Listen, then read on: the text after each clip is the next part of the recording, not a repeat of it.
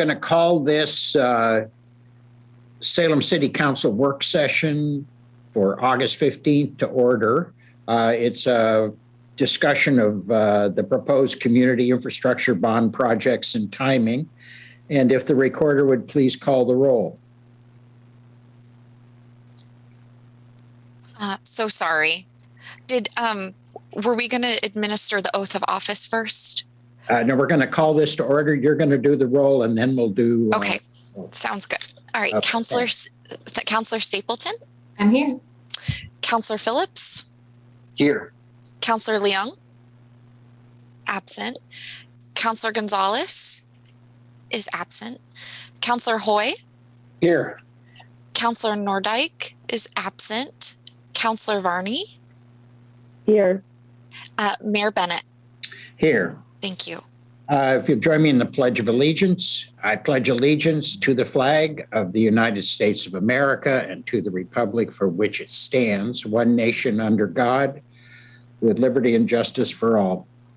I think I missed a chunk there. I apologize. Why don't we go ahead and have the City Attorney Dan Atchison administer the oath of office to our new councilor, Linda Nishioka, in Ward 2. Welcome, Councilor Nishioka. If you just please repeat after me. I, Linda Nishioka, I, Linda Nishioka, do solemnly affirm that I will support the Constitution and laws of the United States of America, that I will support the Constitution and the laws of the United States of America and of the State of Oregon, and of the State of Oregon, and the City Charter and the ordinances of the City of Salem, and the City Charter and the ordinances of the City of Salem, and that I will, to the best of my ability, faithfully and lawfully, perform the duties of City Councilor for Salem during my continuance therein. Congratulations. Thank you. Congratulations. Thank you for separating that for me, Dan. We're getting better. Thank you, everyone. Anything you want to share with us, Linda, before we get started? I am so excited. I was actually kind of thinking I was going to have this little few months left before I got started, but I'm really excited. I'm also a little nervous, but I'm sure everyone is when they first step in. I'm really looking forward to working with everyone. So thank you all. Well, thank you. Really looking forward to having you on the council. Well, we no longer have to look forward to it. Here you are. Here I am. Call the roll. Yeah. Okay. Councilor Hoy, could we have a motion on approval of the meeting agenda? I move approval of the special meeting agenda. Second. Second by Phillips. Any discussion? Any objection? Okay. It's been approved. Approval of additions and deletions, Councilor. None. Okay. And we'll move forward to our discussion of proposed community improvement, bond projects and timing and all that goes with that. So who do I turn it over to? You, Josh? Yes, please, Mr. Mayor. Okay. Good evening, Josh Eggleston, Chief Financial Officer. I just have a few slides to start out the discussion this evening. I'll share my screen.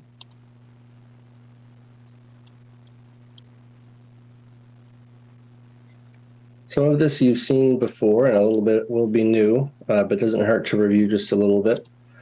We're talking about a general obligation bond for capital construction, $300 million over 10 years. A couple of benefits there is we keep a level levy rate without increasing the city's bond property tax rate. And then it creates a plan and funds major capital needs for 10 years. This is an updated chart, and I'm going to orient you to it. It's a lot going on here, but I think it's important to understand where we've been and where we're going. This shows our bond tax rate since 2006. You can see a little bit of prior debt and then some bonds that you'll be familiar with. In red, we have the fire bonds. They're in black, gray, and lighter gray here. We have the Streets and Bridges bond, the last one, and it was issued in 3 parts, just like we're looking at doing for this new bond. And then you'll see the blue for the police station beginning in 2018, and then the yellow for the library. And then one thing I'd like to point out is just recently last year, we refinanced our Streets and Bridges bond. We're saving the city over $1 million with that refinance, but that's why it's now in one bar, one color. It's a new issuance. And then if the bond were to pass in November, the current modeling, we're modeling that we can keep our $1.20 levy rate out into the future for this 10-year period. And you can see that the dark green is the first issuance in 2023. We actually get the money for fiscal year 24. Or it actually is levied on your tax bill in 24.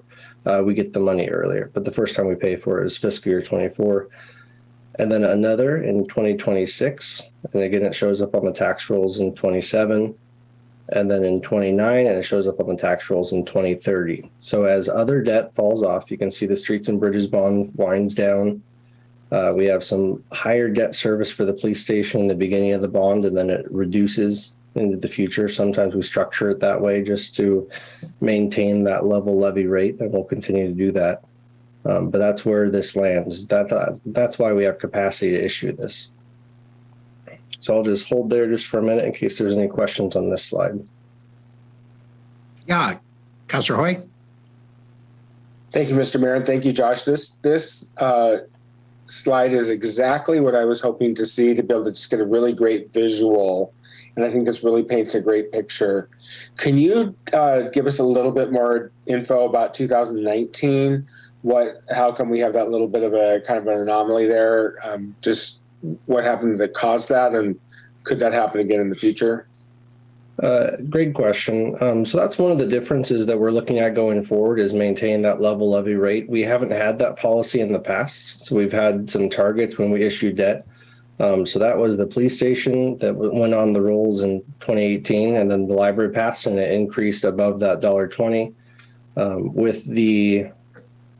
With later on, we plan to have it stabilize at this $1.20. And then the nice thing about issuing in 3 different issuances is that we can true up, because some things are outside our control. So we give the county a dollar amount, and then depending on what development happens, the county converts it to a rate.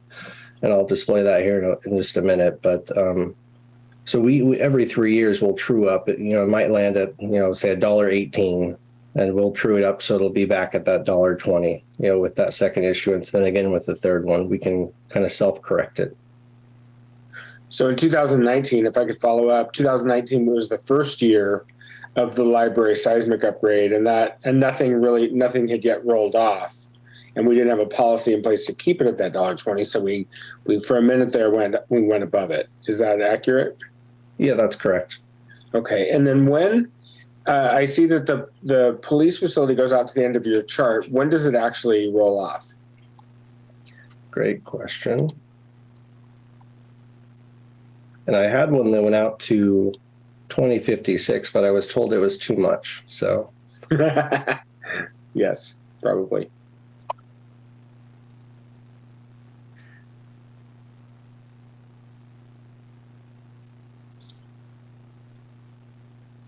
I don't have that in front of me. I'll get that for you and bring it back. But I think it's around 2040. Thank you. Okay. Councilor Nishioka? Yes, I know I'm coming into this and not as familiar as most of you. The library that is indicated in red, is that simply for the seismic upgrade and has nothing, it's only the infrastructure of the seismic upgrade, has nothing to do with maintenance of the library?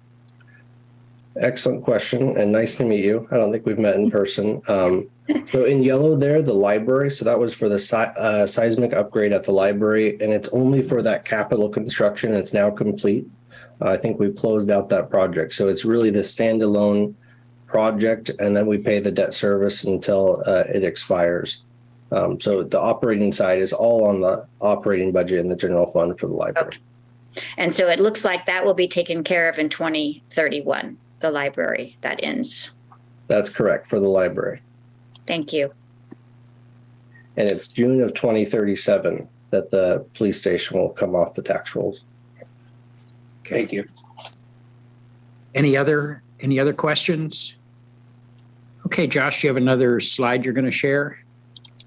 I do. This should look familiar. This is a property tax statement if you're in Marion County.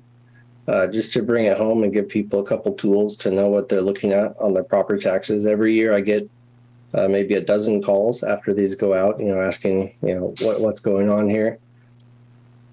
So a couple things to note. I picked a property and I blanked out all the information because it actually is someone's actual property that was really close to the average in Salem right now for an assessed value of $200,000.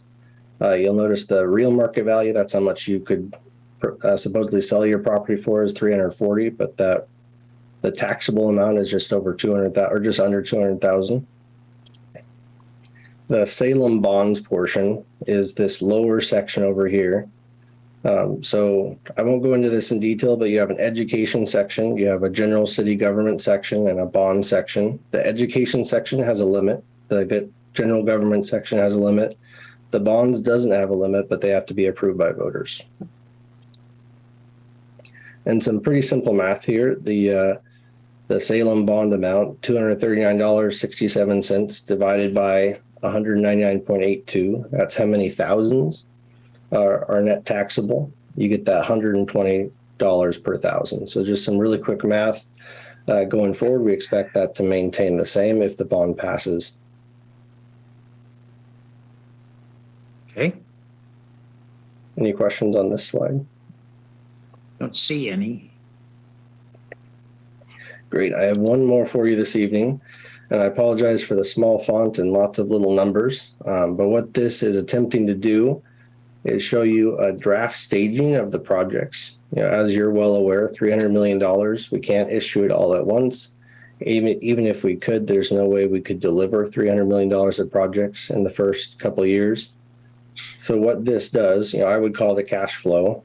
You could call it a project plan. But what it does is it lays out projects over this 10 years and how we deliver them. So on the much more detailed version, I have dollars dropping in fiscal year 23, 26, and 29. That's when we're planning to issue the funds, and that's when we have the dollars available. And then I work with Public Works Engineering on the projects they'd stage to spend those dollars to meet spending requirements and make sure we can meet all our regulations. So a couple things here. I'll point out Marine Drive just as an example because it's a standalone category there. You'll see lower dollar amounts in the beginning, and that's design pre-construction work. And then you'll see a lot larger dollar amounts in the later years as construction actually takes place. So, this is just a draft plan. It's an intent. As we get going, if the bond passes, we'll be working, I assume, with a steering committee. Projects could move and shift, but in general, this is what it looks like. It could very well last a few more years. If there's project savings or if project delays, this could very well stretch a few more years out past 2032. But this is just to give you an idea of projects how they might lay out. I'm happy to answer any questions here, and we have Public Works staff available also.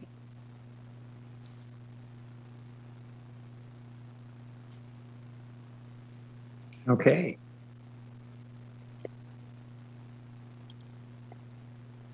Thank you. Thank you, Josh.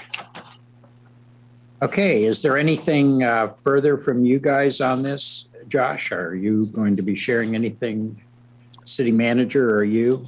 So the other issue that we have that I addressed in my last city manager's update, but you may want to discuss this evening, is McGillcrest. I know that some councilors have had questions about the federal funding for the McGillcrest project and how that translates to savings with the bond and how we might use those. From the staff perspective, those funds could all be absorbed under the project definitions that we already have, and the actual allocations could be addressed down the road by a steering committee. I just wanted to see if we had any counselor questions about that process or other recommendations.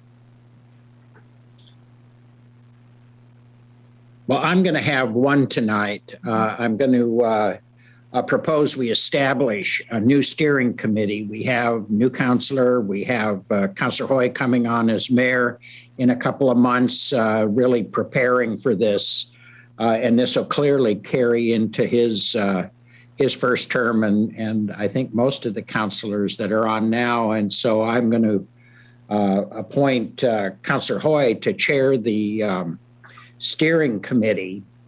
And then I will take his recommendations for membership. We'll appoint them to the steering committee, and that'll become really the operative steering committee to carry us through, I think, this discussion of sort of the geographic distribution, the various urgency. I think that probably this question of how to use any savings that occur as a result of the raise funds for McGilchrist, how that would be redistributed throughout the system. If that makes sense to everybody, I think that's probably the best way to go. So I would propose that to you. If you don't have any great objection, that's how we will proceed from here in terms of how this will be handled. And Councilor Hoy will set up a meeting schedule with you. And we'll let you know. I'll let you know as soon as I get a list of membership from him. Okay? But I think freshen this up a little bit. We need to get a new mix in as we head into the reality of the money as it presumably comes down the pike in the election. Any questions? Yes, Councilor Hoy. Thank you, Mr. Mayor, and thank you for that. I think this is a really great way to approach it. And I would just suggest to my colleagues, especially our newest colleague, if this is something that's an area of interest to you, shoot me an email or a text or something and indicate that you have an interest. And we'll see. I'm not sure yet how many folks will be on it, but it'd be good to know who's interested in participating.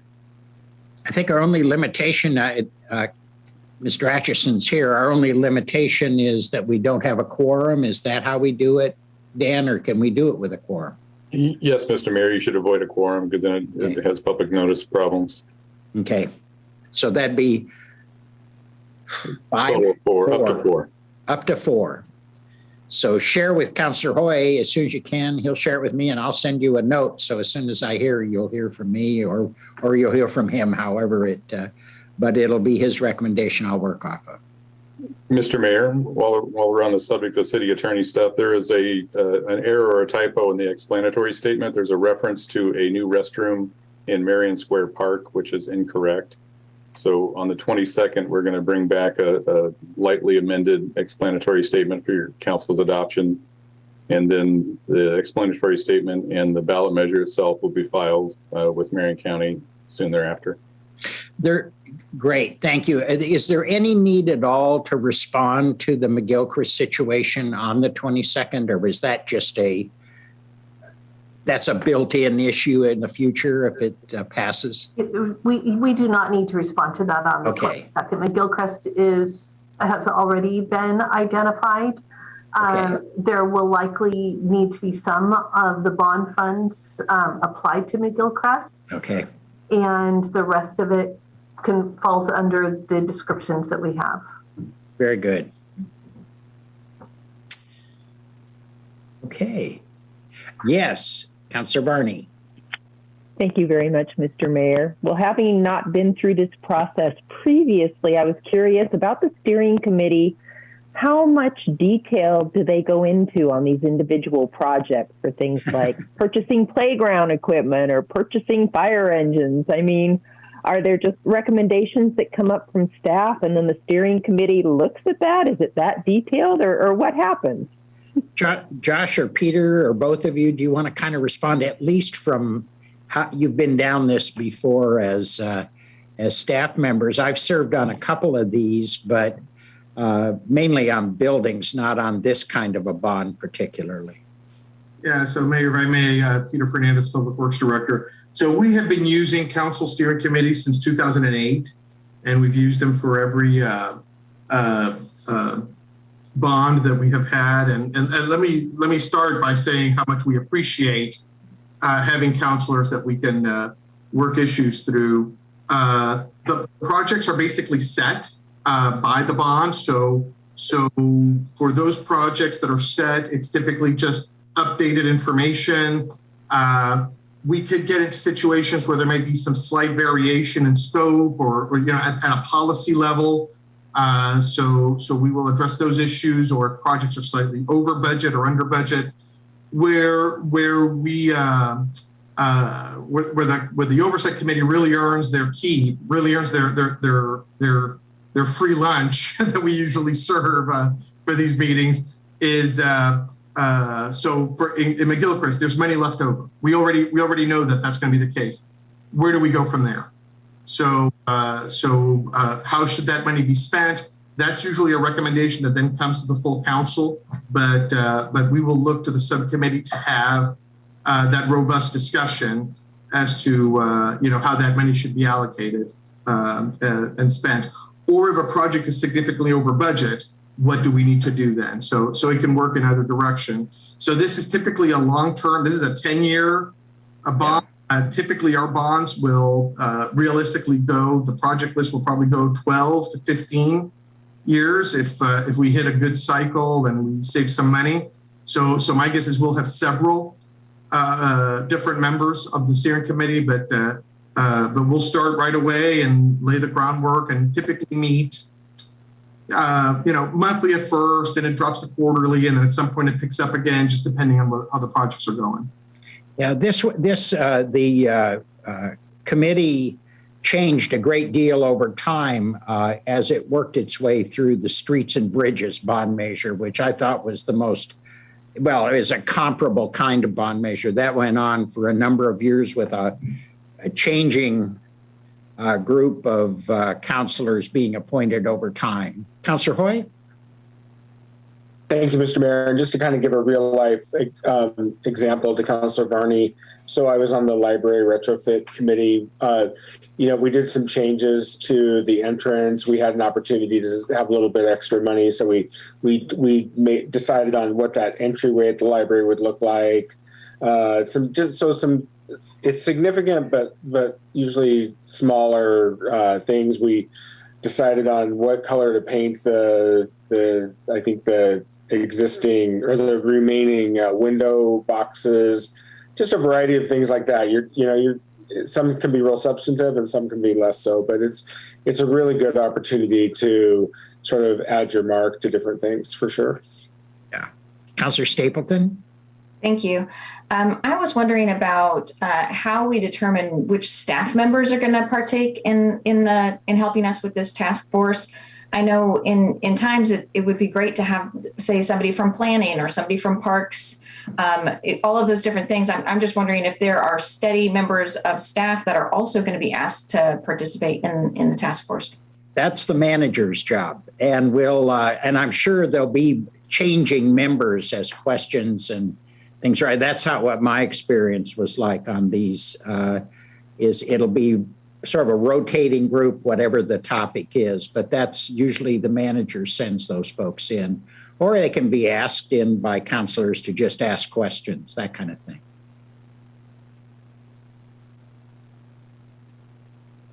Yes, Councilor Varney. Thank you again. And thank you, Director Fernandez, for providing the information. In looking at the list of projects on the 2008 Streets and Bridges bond, I wanted to comment. I was just so impressed with the fact that there were 36 additional projects that were done through project savings, and some were larger, some were just smaller sidewalk type things. But I just wanted to say you all did an absolutely awesome job and just accomplished a lot with that bond. And I wanted to say thank you. Hope we can do it again or something similar. So too. Thank you, Councilor. great economy and really well managed bond. That one was amazing. That you don't see those go on quite like that for so many years with so many additional projects. It was really exciting over the years. Anyone else? Okay. Chief Niblock, you popped on. Did you have anything you wanted to share? Yeah, I just wanted to echo Peter's comments. When we did our fire stations, what we looked to the subcommittee for was, and the full council eventually, was the actual siting location of the station. So we do analysis of the community, and then we bring back sites that we could site a new fire station at based on response times and those types of things. And then the council actually says, okay, yeah, we're going to site. We agree with this recommendation. As far as apparatus, there's a lot less involvement there. To be honest with you, we already have the specs written. We're ready to go. I'm ready to order them tomorrow. And the sooner the better. So less involvement there, but like with the stations, we try to build them to fit into the neighborhoods.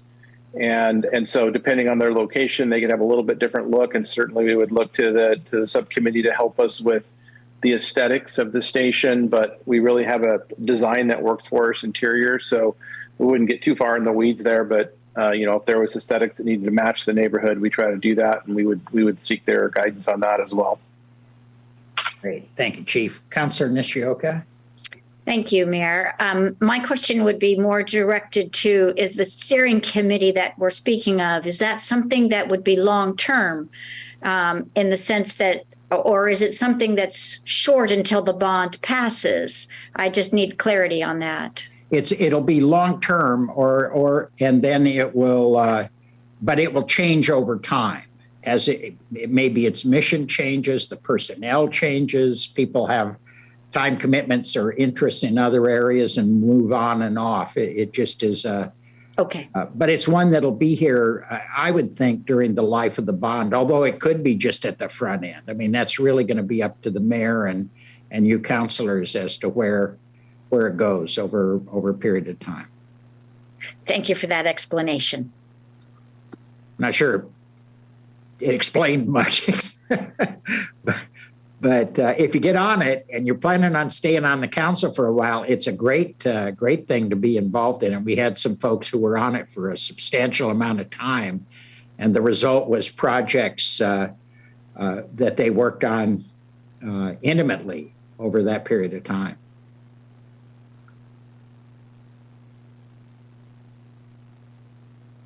Okay, good. Well, thank you. I appreciate you letting us change the personnel on this and get this going differently. So contact Councilor Hoy. You'll hear from me right away as soon as I hear from him. Okay. Anything else? We have nothing else. Okay. Well, then, if there's no objection, we're adjourned. Thank you very much. And again, welcome aboard, Councilor Nishioka. Really appreciate you taking this on. Thank you.